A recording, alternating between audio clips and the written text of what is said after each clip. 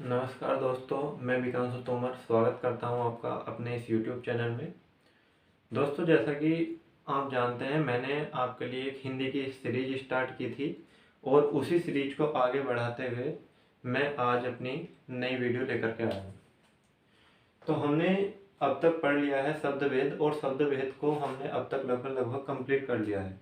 जितने टाइप के शब्द होते हैं, उनकी कैसे उत्पत्ति होती है, लगभग हमने सारा कुछ इसमें कवर कर लिया है। और आज हमारा नया टॉपिक इसमें स्टार्ट हो रहा है, क्या? संज्ञा। संज्ञा या जिसको बोलते हैं हम नाम। संज्ञा या नाम। देखिए भैया, संज्ञा को पढ़ने से पहले हमें जानना पड़ेगा कि हमने क्या पढ़ा है अब तक। शब्द। देखिए, शब्द के बारे में हमें लगभग अभी बेसिक नॉलेज हो चुकी है। और शब्द होता क्या है, मैंने बताया था कि किसी भी शब्द का एक तो होता है स्वतंत्र रूप से प्रयोग। स्वतंत्र रूप से प्रयोग। शब्द का भी दो तरीके से यूज किया जाता है। पहला क्या आता है, किसी भी शब्द का स्वतंत्र रूप से प्रयोग, और दूसरा क्या है, किसी वाक्य में प्रयोग। किसी वाक्य में प्रयोग। ठीक है। तो मैंने क्या बताया कि शब्द के कितने टाइप से यूज किए जाते हैं। तो दो टाइप से इसके यूज किए जाते हैं। पहला क्या है, स्वतंत्र रूप से शब्द का प्रयोग, और दूसरा क्या है, किसी वाक्य में प्रयोग। तो देखिए, जब किसी शब्द का स्वतंत्र रूप से प्रयोग किया जाता है तो उसको वहां पर क्या बोला जाता है, शब्द बोला जाता है। लेकिन वहीं अगर किसी वाक्य में इसका प्रयोग किया जाता है तो वहां इसको बोला जाता है क्या, वहां इसको बोला जाता है भैया क्या, पद। वहां बोला जाता है पद। जैसे मैं बोलता हूं, गाय गाय घास खाती है। गाय घास खाती है। कहीं लिखा है गाय घास खाती है, और यहां पर लिखा है घास। यहां पर क्या लिखा है, घास। तो अगर मैं अकेली इस घास की बात करूं तो ये क्या है, शब्द है। और अगर इसी सेंटेंस में इस घास की बात करूं तो ये क्या है, यहाँ पर ये एक इस वाक्य का पद होगा। ठीक है। ये अलग पद है, ये अलग पद है, ये अलग पद है, और ये अलग पद है। ठीक है। तो ये क्या है, पदों की एक श्रृंखला है। ठीक है। तो पद क्या, यहाँ पर घास क्या है, एक शब्द है, और यहाँ पर घास क्या है, एक पद है। तो आई थिंक आपको ये बात क्लियर होगी कि शब्द और पद में क्या अंतर है। ठीक है। शब्द और पद में क्या अंतर है। अब देखिए, जो हमारे पद होते हैं, अब इस पद के क्या क्या भेद होते हैं। ठीक है। इस पद के क्या क्या भेद होते हैं, क्योंकि ऐसा तो है नहीं कि इसमें गाय घास खाती और है, ये चारों पद तो हैं, लेकिन इन पदों के भी क्या क्या रूप हो सकते हैं, वो चीजें हमें अब आगे देखते हैं। ठीक है। तो पद के कितने रूप होते हैं, तो जानते हो भैया पद के कितने रूप होते हैं। तो पद के भैया प्रकार होते हैं कितने। नंबर एक संज्ञा। सर्वनाम। संज्ञा, सर्वनाम। नंबर तीन विशेषण। संज्ञा, सर्वनाम, विशेषण, क्रिया।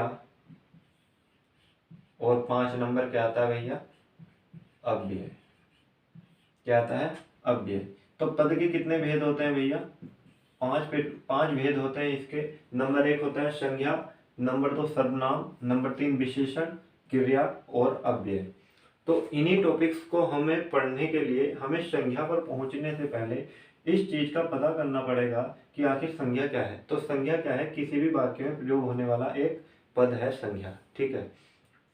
संज्ञा क्या है, किसी भी वाक्य में प्रयोग होने वाला एक पद है क्या, संज्ञा। ठीक है। अभी हम पढ़ने वाले हैं क्या, संज्ञा। ठीक है। तो आज का हमारा जो मेन टॉपिक है वो क्या है भैया, वो है संज्ञा। ठीक है। संज्ञा।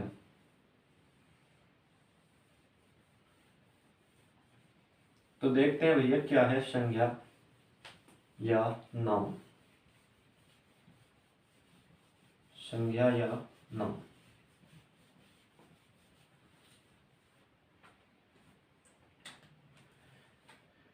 देखते हैं। तो पहली चीज आता है कि संज्ञा का जो शाब्दिक अर्थ है या संज्ञा का आखिरकार क्या मतलब होता है। संज्ञा का शाब्दिक अर्थ, तो संज्ञा का शाब्दिक अर्थ क्या है। संज्ञा का शाब्दिक अर्थ होता है भैया किसी का नाम।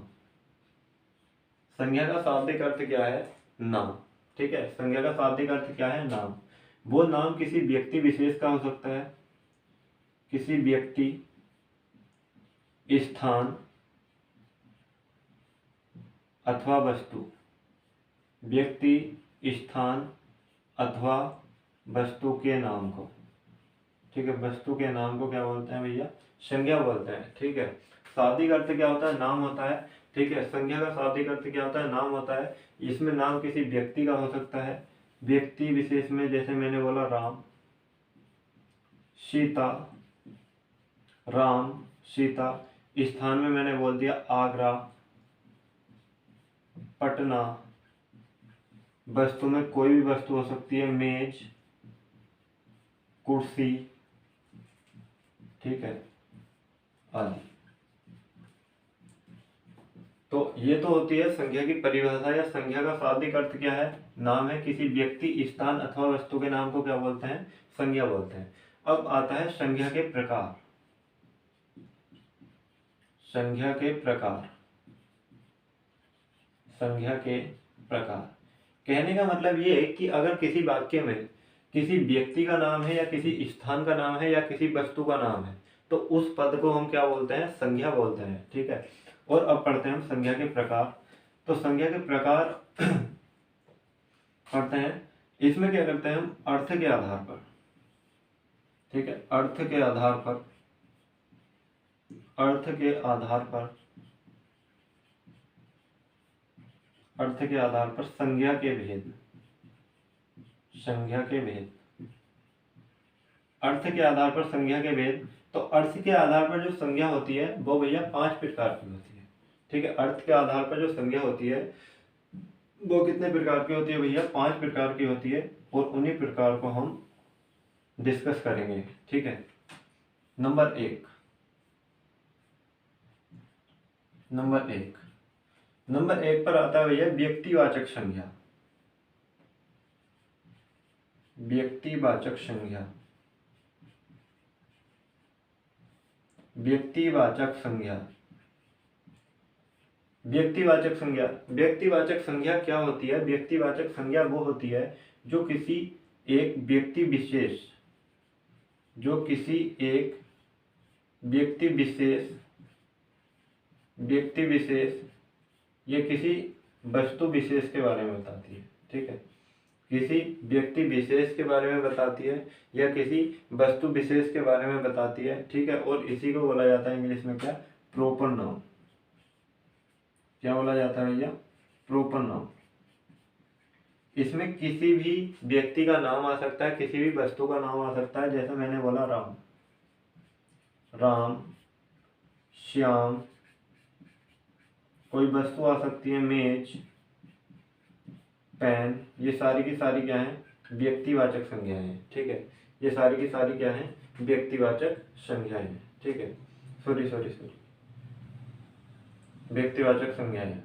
और इसमें कोई भी सिटी आ सकती है, जैसे मैंने बोला आगरा, मैंने क्या बोला, आगरा। ठीक है, और कोई भी वस्तु आ सकती है। ठीक है, मेज, लेकिन मेज, सॉरी, इसको क्या है, इसको द्रव्यवाचक में डालते हैं।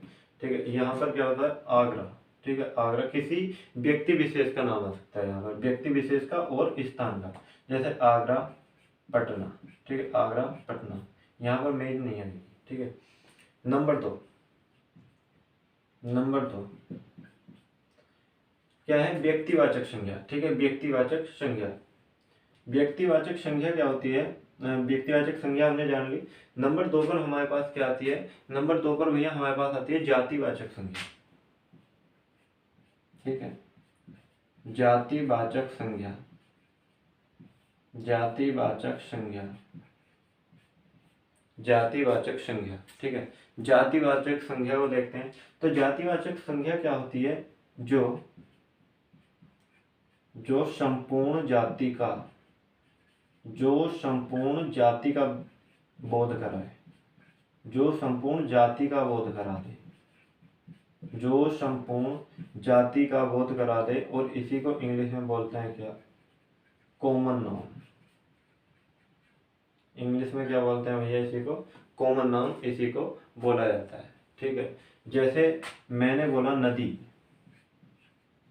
नदी, नदी, पर्वत, मैंने बोला नदी, पर्वत। ठीक है, नदी, पर्वत, ज्वालामुखी, नदी, पर्वत, ज्वालामुखी।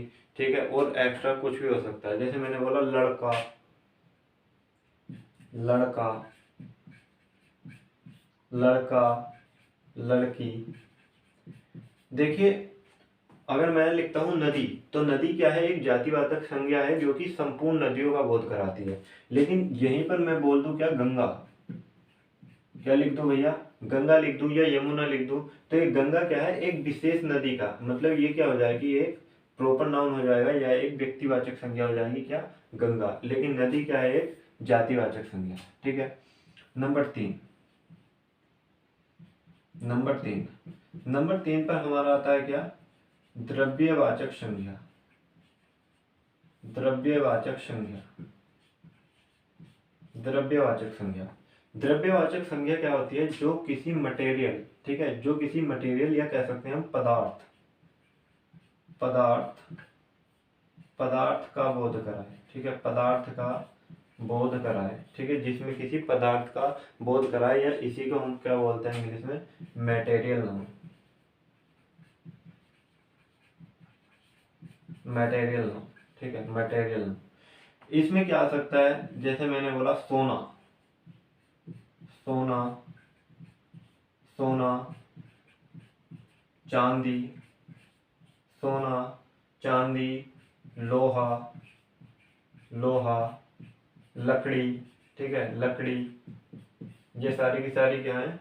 द्रव्यवाचक संज्ञाएं हैं। ठीक है, सोना, चांदी, लोहा, लकड़ी। ठीक है, नंबर 4, नंबर 4 पर क्या आता है? नंबर 4 पर भैया आता है क्या? समूहवाचक संज्ञा, समूहवाचक संज्ञा, समूहवाचक संज्ञा, समूहवाचक संज्ञा। देखिए, जो समूहवाचक संज्ञा होती है, समूहवाचक का मतलब क्या होता है? समूहवाचक का मतलब होता है एक ग्रुप। ठीक है, एक ग्रुप जो एक समूह को, जो एक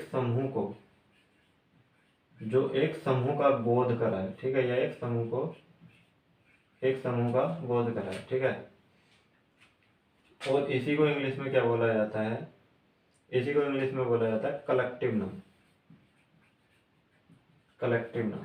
ठीक है, कलेक्टिव नाउन, कलेक्टिव नाउन। जैसे मैं बोलता हूं पुलिस, पुलिस। अब देखिए, पुलिस क्या है? पुलिस कोई एक व्यक्ति तो है नहीं। पुलिस में क्या आते हैं? जितने भी कर्मचारी हैं पुलिस विभाग के, वो सारे के सारे किसमें गिने जाते हैं? पुलिस में ही गिने जाते हैं। वैसे ही मैंने बोला सेना, पुलिस, सेना। ठीक है, सेना में भी जितने सैनिक होते हैं वो भी क्या? एक झुंड की तरह है। ठीक है, जिसमें क्या हो? एक ग्रुप हो, या जिसमें कई सारे व्यक्तियों का योगदान हो। ठीक है, जैसे मैंने बोला पुलिस, सेना, वैसे ही मैंने बोला पुलिस, सेना, झुंड, झुंड, गुच्छा, गुच्छा, कक्षा। ठीक है, कक्षा। तो ये सारे के सारे क्या है? ये है भैया समूहवाचक संज्ञा। अब नंबर 5, नंबर 5 पर क्या आता है भैया? नंबर 5 पर क्या आता है? नंबर 5 पे आता है भाववाचक संज्ञा, भाववाचक संज्ञा, भाववाचक संज्ञा, भाववाचक संज्ञा। इसमें भाववाचक संज्ञा में क्या है? जो किसी भाव का, जो किसी भाव का बोध कराए। ठीक है, जो किसी भाव का बोध कराए। भाव मतलब इसमें कह सकते हैं फीलिंग्स, ठीक है। इसी को इंग्लिश में क्या बोला जाता है, एब्स्ट्रैक्ट नाउन, एब्स्ट्रैक्ट नाउन, ठीक है। भाव का बोध कराए, जैसे इसमें किसी से प्यार, दुश्मनी, प्यार, दुश्मनी, घृणा आदि का बोध हो जाए, ठीक है। जैसे मैंने बोला ईर्ष्या, ईर्ष्या, तो ईर्ष्या में कौन सी संज्ञा होगी, भाववाचक संज्ञा होगी, ठीक है। ईर्ष्या में कौन सी संज्ञा होगी, भाववाचक संज्ञा होगी। वैसी है दुख, तो दुख भी इसी के अंदर आ जाएगा। सुख, सुख भी इसी में आएगा, ठीक है। तो ये कैसी होती है, भाववाचक संज्ञाएं होती हैं, ठीक है। सुख, दुख, ईर्ष्या, ठीक है, ये सारे के सारे क्या हैं, भाववाचक संज्ञाएं। तो ये थी आपकी संज्ञा। तो संज्ञा कितने टाइप की होती है भैया, संज्ञा 5 प्रकार की होती है। नंबर 1 व्यक्तिवाचक संज्ञा, नंबर 2 जातिवाचक संज्ञा, नंबर 3 द्रव्यवाचक संज्ञा, समूहवाचक संज्ञा और भाववाचक संज्ञा। व्यक्तिवाचक संज्ञा क्या होती है, जो एक व्यक्ति विशेष या एक स्थान के एक पार्टिकुलर प्लेस के बारे में बताए, वो चीजें क्या होती हैं, व्यक्तिवाचक संज्ञाएं होती हैं। इसमें किसी सिंगल पर्सन का नाम आ सकता है या किसी प्लेस का नाम आ सकता है, ठीक है, या किसी रिवर का नाम आ सकता है। नेक्स्ट में आता है क्या, जातिवाचक संज्ञा। जातिवाचक संज्ञा वे होती हैं जो पूरी की पूरी जाति का बोध कराती हैं, ठीक है। जैसे मैंने बोला नदी, तो ये क्या, नदी में संपूर्ण नदी आ जाती हैं, जितनी भी इसकी नदियां हैं। पर्वतों में सारे के सारे पर्वत आते हैं, वैसे ही ज्वालामुखी में सारे के सारे ज्वालामुखी आ जाते हैं। लड़का, अब ये नहीं पता कौन सा लड़का, अब पूरी की पूरी जाति का बोध हो रहा है यहाँ पर कि जितने भी लड़के हैं वो सारे के सारे इसी में इंक्लूड हैं, ठीक है। नेक्स्ट आता है द्रव्यवाचक संज्ञा। द्रव्यवाचक संज्ञा में क्या होता है, किसी भी पदार्थ का, ठीक है, किसी भी पदार्थ का या किसी भी द्रव्य का, ठीक है, किसी पदार्थ का या किसी द्रव्य का बोध होता है। इसमें हमारा ठोस हो सकता है, द्रव हो सकता है और गैस भी आ सकती है, ठीक है। जैसे सोना, चांदी, लोहा, वैसे मैं बोलता हूँ तेल, तेल हो सकता है, ऑक्सीजन हो सकती है, ठीक है। ये सारे के सारे क्या है, मटेरियल नाउन्स है, ठीक है। ऑक्सीजन हो सकती है। तो ये क्या होते हैं, द्रव्यवाचक संज्ञाएं होती है। नंबर 4 पर आता है समूहवाचक संज्ञा, जो किसी एक ग्रुप को डिनोट करे, ठीक है, या जो एक समूह का बोध करे, जिसको बोलते हैं कलेक्टिव नाउन। इसमें क्या क्या हो सकते हैं, कोई पुलिस हो, सेना, झुंड, गुच्छा, कक्षा, ठीक है, ये सारे के सारे क्या होते हैं, समूहवाचक संज्ञाएं होती हैं। और भाववाचक संज्ञाएं क्या होती हैं, जिसमें किसी भाव का बोध हो। जैसे इसमें आ सकता है किसी से प्यार या दुश्मनी या घृणा करना, ठीक है, इंग्लिश में बोलते हैं एब्स्ट्रैक्ट नाउन। और इसमें आ सकती है किसी से ईर्ष्या, दुख, सुख या जलन, ठीक है, ये सारी की सारी चीजें किसमें आती हैं, भाववाचक संज्ञाएं में आती हैं, ठीक है। तो ये थी हमारी संज्ञा, ठीक है। और इसके बारे में पढ़ेंगे अपनी नेक्स्ट कक्षा में, ठीक है। तो कैसी लगी आपको वीडियो, प्लीज़ कमेंट सेक्शन में ज़रूर बताएं। और अगर आपको ये वीडियो अच्छी लगती है और आपके लिए अगर ये वीडियो यूज़फुल है तो प्लीज़ इसे लाइक करें, अपने दोस्तों के साथ अधिक से अधिक शेयर करें और हमारे चैनल को सब्सक्राइब करें। धन्यवाद।